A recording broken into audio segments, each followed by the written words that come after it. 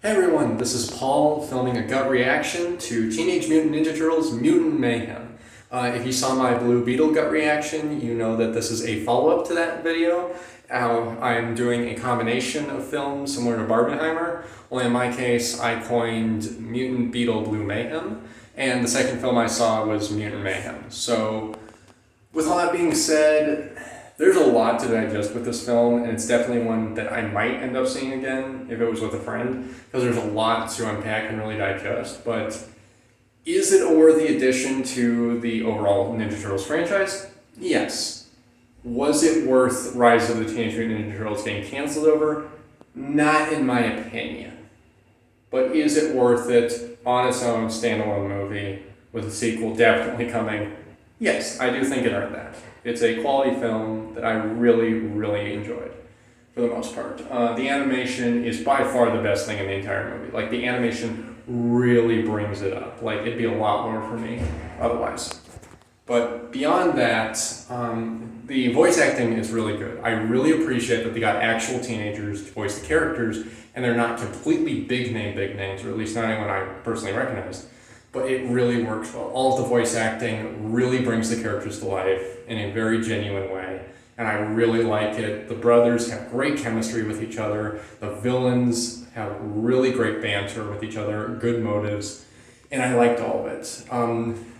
There's a ton of little Easter eggs or references, but there are like 3 things I definitely need to talk about in terms of I didn't like about the movie, and 2 of them are more minor and one of them's pretty big. One of the minor ones is this is still a Nickelodeon movie. There's a few, not worse, but a few couple gross out moments of vomit and feces and such, but not too many. But there are definitely a few. There's one running joke that some people might get really grossed out by, and you'll be able to tell what it is when you see it. And some parents might be like, oh, I don't want my kid hearing that, but for the most part it's fine. There isn't like a lot of cussing, and I don't care when kids movies cuss at this point. But just more to be aware is that like damn and hell is definitely casually said. It's one of those movies. PG is definitely getting a little bit more of a bite back than it used to have. There's no blood in this movie. There's moments where there could have been, but there's definitely no blood. And of course, there's plenty of comic book, over-the-top, silly animated violence, just to be aware of. But the 2 other thing is, one, this doesn't get me as much as other Turtle fans, and even then, I'm in the higher bracket of people that you're irritated by. Stop trying to get one of the Ninja Turtles in a relationship with April. It's uncomfortable. It's creepy. Please stop it. I don't like it. I didn't like it in this movie. Please stop doing it. It's really uncomfortable, and I wish it would stop already. Beyond that, this is more of a personal one, but this movie definitely has way too much, not just pop culture references, but really modern 2022, 2023 references. Like having to hear stuff like, not just, like TikTok is one thing, but then I got to hear like sus over and over, and just things like that in the moment really got on my nerves. I was like, just shut up already. There are so many times in this movie where they literally point blank reference another movie, and none of the movies they reference, DreamWorks or Paramount made.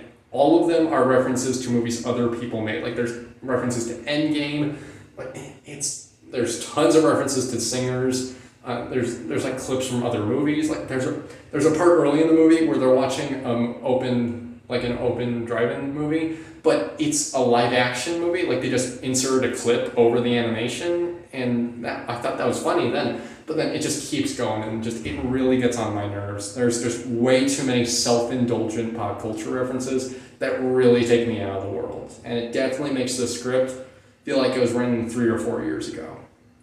And outside of that, honestly, it's more just nitpicking and personal preference.